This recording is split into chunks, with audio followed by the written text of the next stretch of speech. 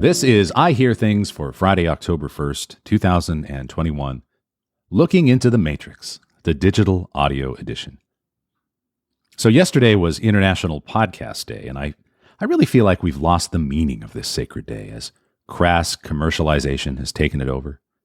So I spent the day with my family at Podcast Church in podcast services all day so that our names would be written in the Book of Pods for eternity. With our countenances gladdened and our bellies full of the traditional festive meal, I can now turn my attention to this podcast and to you. So podcast be with you and also with you. I am fully on board with the upcoming sequel to The Matrix in a way that only someone willing to ignore that Matrix 2 and 3 were actually a thing can be. So I'm looking forward to what I'm going to be calling Matrix 2 in my reality distortion field. One of my favorite mind-bending scenes from the original Matrix is when Neo finally sees what no one else can. He sees the Matrix plain and true, even when he is inside of it. He looks down a hallway, and where you and I might see wallpaper and agents, all he sees are ones and zeros and whatever Klingonese the Matrix language is in. Agents are scary, but code is not scary. Once you can train yourself to see the numbers and just see the numbers, you stop seeing scary agents and sinkholes and snakes and dragons, and you just see the truth, which generally does not require a coat of varnish. I was reminded of this when a friend passed along a screenshot from a recent episode of it was Tucker Carlson's show on Fox News. And if you go to tomwebster.media and look for this article, I'll link to it in the homepage, you'll see the screenshot. But it's a graph that shows the percentage of Americans that identify as Christians dropping from 77% in 2009 to 65% in 2019, 10 years later. But they have made the scale of the graph, instead of from 0 to 100, as one might, start at 58 and end at 78, so that it looks like the 77 that it starts at is at the very top of the scale, and the 65 that it ends at is at the very bottom of the scale. It looks like a massive drop-off. It looks like it dropped off by 2/3. Now, if all you see is the physical manifestation of the code, that graph, you might be led to believe that persons identifying as Christians have plummeted drastically in just 10 years. You might also be led to believe that 77 plus 1 equals 100, or that 77 divided by 3 equals 65. The truth is, there was actually no need to do this. There was no need to start the y-axis at 58 or to end it 1 percentage point above the 77. If you just look at the thing plain, the numbers, the matrix, the truth will out anyway. A 15% drop in that number over 10 years is actually a significant decline. It's well outside the margin of error. No one needed to make this bad graph to get that point across. And yet a crime was committed. Someone threw a layer of code over the matrix to make it look worse. Now, where you get into trouble with statistics like this is often because you think a number should like something. Our cognitive biases take over, and we look for ways to make the number look like we think it should have looked. Every week, I'm asked by someone in the press, it happened today, in fact, to comment on where podcast listening is going to be tomorrow or next year or 5 years from now. I never do this. I leave this to other people. Once you get into the dubious practice of thinking, or even worse, projecting that a number should go up or go down by a lot or a little, you then become invested in making it so, even subconsciously. Now, a cynic might say that graph on the Tucker Carlson show was positioned in a way to deliberately manipulate us, and actually that cynic is probably right. But I am equally sure that there also could have been a much less malignant reason. Someone looked at the numbers and thought that they should have shown an even greater decline. That no doubt made the numbers graphed on a 0 to 100 scale look like a giant nothing burger to someone who is invested in believing the number should be a lot worse or a lot better, depending on your relationship with the cosmos. But thanks for hanging with me. I am not here to talk about a reported decline in Christianity. I want to talk about the Matrix, the numbers themselves, and the song they sing unadorned. I'm extremely fortunate to have worked on a number of the most influential and widely cited research studies in the world, certainly in the audio world. The Infinite Dial, Share of Ear, the Podcast Consumer Tracker, and many more form the code that I see in front of my eyes every day. They're the matrix that I look at and have for years.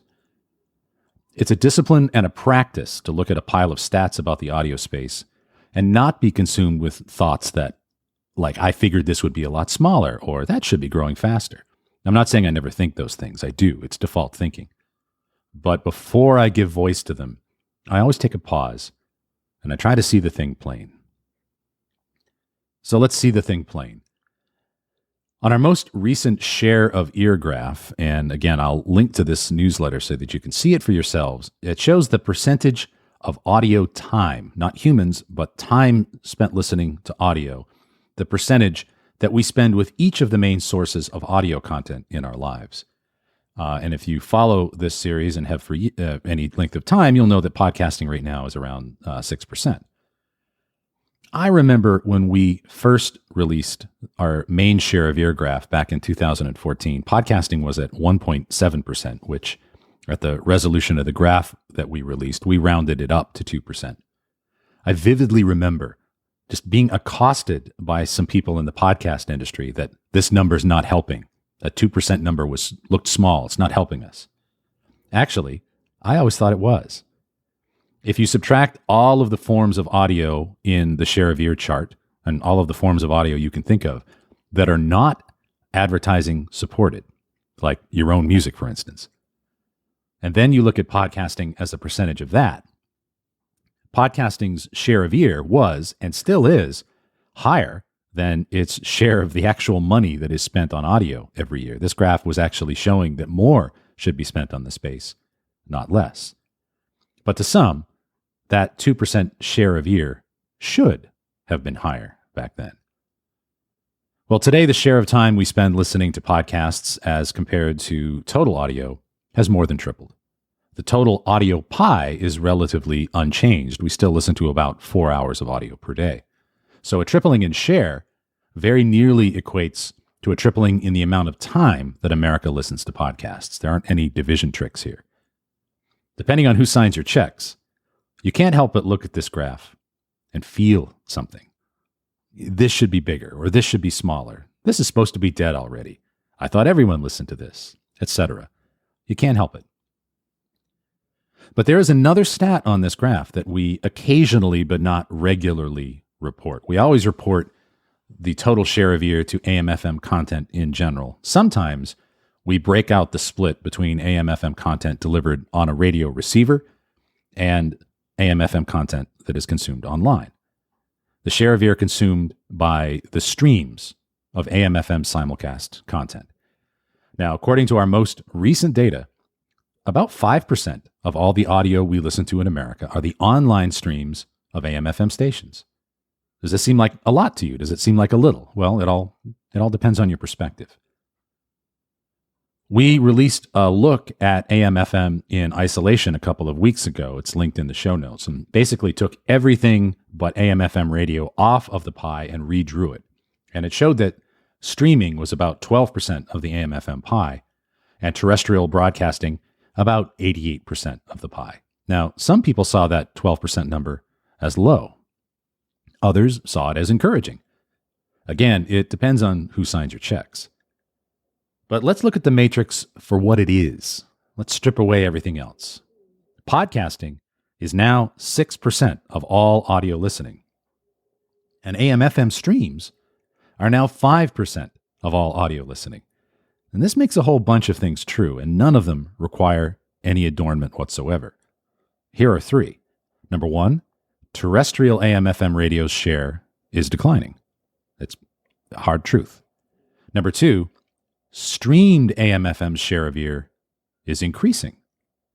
And number three, and here's the point that I want to land, podcasting and AM/FM streams are nearly equal. Now, notice I didn't say podcasting and streamed AM/FM are now equal. That would imply that this is new or that they hadn't been before. But in truth, those numbers haven't ever really been that far apart. AM/FM got a bit of a head start on digital delivery. And by the way, Mark Cuban should thank them every day. I don't think anyone's made more from AM/FM streams than that guy. But even when podcasting was at about 2% of the share of ear, so too were the streams of AM/FM radio. We just didn't talk about them as much. Now look, AM/FM listening as a whole has declined markedly since 2014, and I do not want to sugarcoat that. But in the time since 2014, both podcasting and AM/FM streams have grown their share, and those growth rates aren't that far apart. What that means is, as a function of the amount of time that we spend listening to audio on digital devices, AM/FM content is being chosen, even as the amount of time spent listening to the AM/FM device, the little box, is declining. Now, we reported several months ago that the time spent listening to audio on mobile devices was about to top the time spent listening to audio on AM/FM radio receivers. Now, I don't have any breaking news for you this week on that.